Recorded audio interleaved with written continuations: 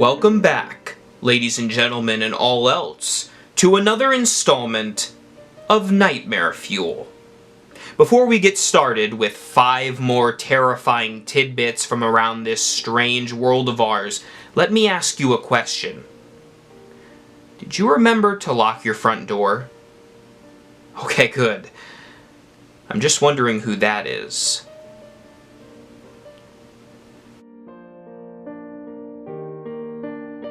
If you're a meme aficionado, then you know that memes and horror tend to cross over. As Jordan Peele, famous horror director and comedian, once said, the only difference between the horror and comedy genres is the music. So it's no surprise that sometimes things can be so funny that they're scary, and so scary that they're funny.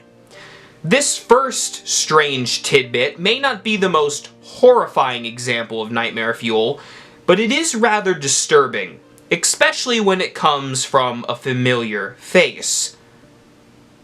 The annoying orange. Hey, Apple! What?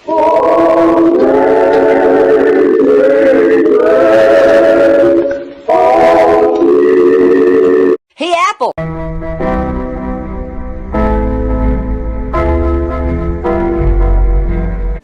I've seen this clip floating around, and either it's on horror-based Instagram and YouTube channels, or meme-based ones. Pretty funny thing. If you saw this clip maybe in the context of a 21st century meme video, then it could be rather funny. However, in the context of Nightmare Fuel, the whole thing just seems a little off-putting. A little disturbing. I remember watching The Annoying Orange when I was younger, and one thing I will say is, he definitely never did that. The disappearance of Joanna Lopez is a fascinating and terrifying example of a missing persons case. This case is very convoluted, and there are video essays and subreddits about this particular missing woman. What I want to talk about in this tidbit of Nightmare Fuel is not necessarily the case, the true crime, or the implications surrounding it, but simply the missing person's photograph of Joanna Lopez, which continues to be a talking point in the investigation, because it's such a strange looking photograph that is used to find this missing woman that it leaves me speechless.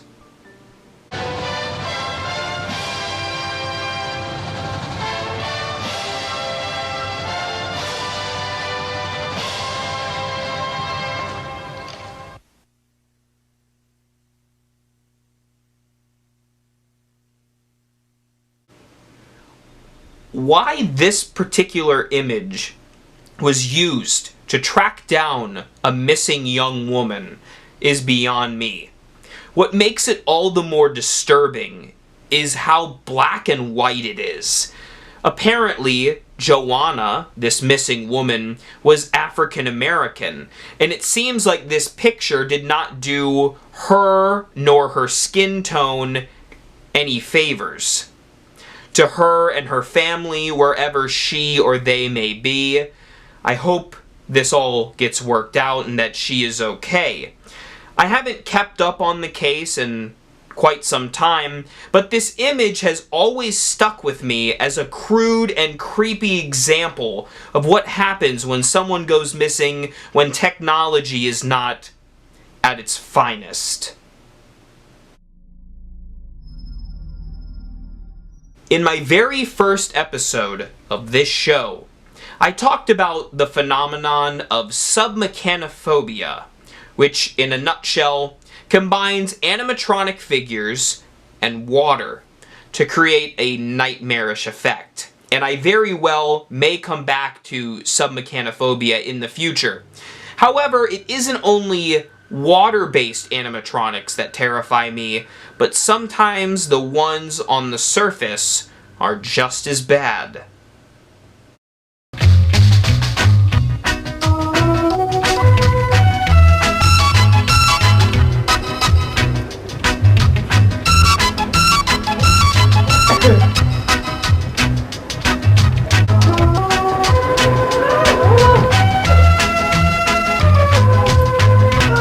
Cairo Poest is an old gimmick, probably seen in strange crackerjack places or boardwalks, where essentially you place your foot inside of a little box on the bottom of the booth, and then this creepy animatronic figure lowers down and tickles your feet.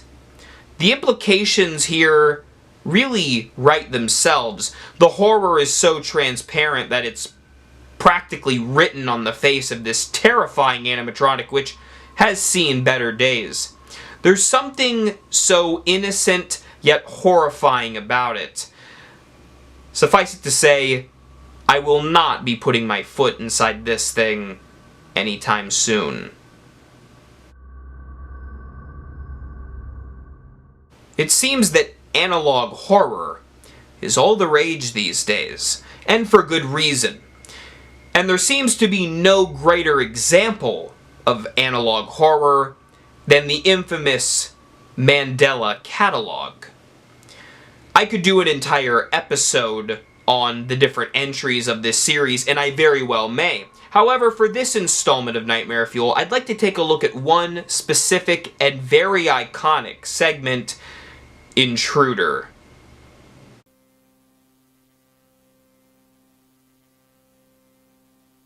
They must receive attention from us so that they know we love them too. Some of us may rely on key things that keep them entertained, like toys.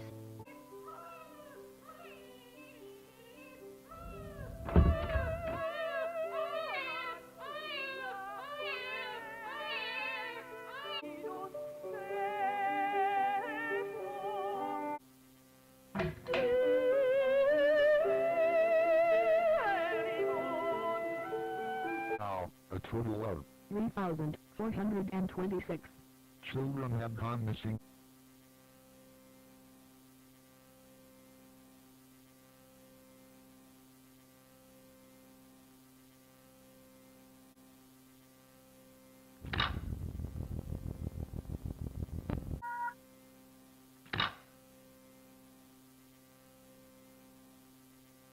There are so many instances of this brief clip that makes Intruder one of the creepiest videos of the Mandela catalog. For starters, the music, much like the annoying orange music, is disturbing. It's quaint, it's isolated, it's old, from a bygone era, and for some reason it feels claustrophobic and suffocating. Then when we start talking about the implications of the intruder itself, whatever he or she may be, and then we see the victim, which we don't really see the victim, more so a block that covers up the victim's entire body, only makes our imaginations run wild and wonder what exactly is going on. It's an excellent and very well crafted video. I highly recommend you check out the entire thing, but I recommend you also leave the lights on.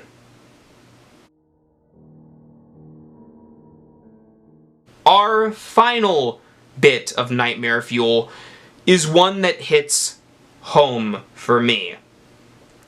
I've talked numerous times about creepy video clips and animatronics and things that I've seen on the internet, but when we're talking about real situations, real things you can actually go out and do and see, there is nothing more terrifying to me, personally, than caving.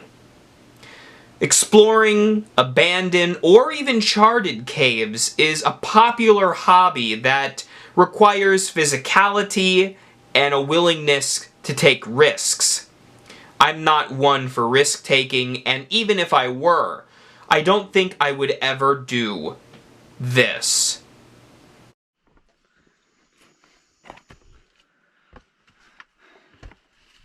We have made it to the top, got all of our gear on, and let's go check out this cave. The shin, man. I almost brought my shin pads, but I just didn't. Next time.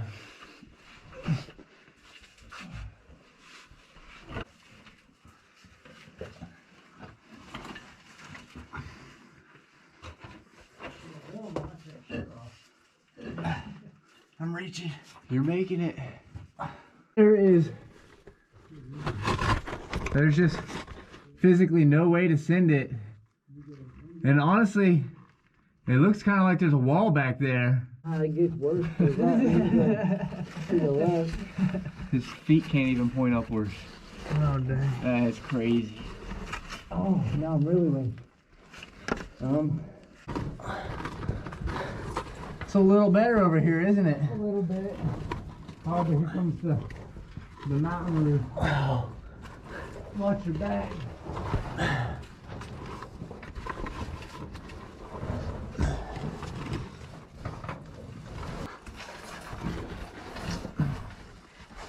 Does it? It's almost what it looked like. Split. Wait. That was a little crawling, but it's a nice room. That's cool. Might have been a cool upper passage, but I don't think of myself as a claustrophobic individual. However, if there are any videos that give me that claustrophobic feeling, it's the caving ones. Between those parkour videos on the tops of buildings and caving, we create a horrifying amalgamation of real-life things that people actually do for fun. There's something so disturbing about being caught deep underground in a cave and never seeing the light of day again. Unfortunately, situations that are all too real for a lot of unfortunate individuals. There is even a famous explorer who shares a very similar name to my own, Aaron Ralston, who was exploring a cave and caught between two rocks. He had no other choice but to cut his own limb off. It's a dangerous sport, and to those of you that do it, my hat goes off to you. However, I'll be sitting in this chair and leaving those caves to the darkness. Thank you for watching yet another installment of Nightmare Fuel.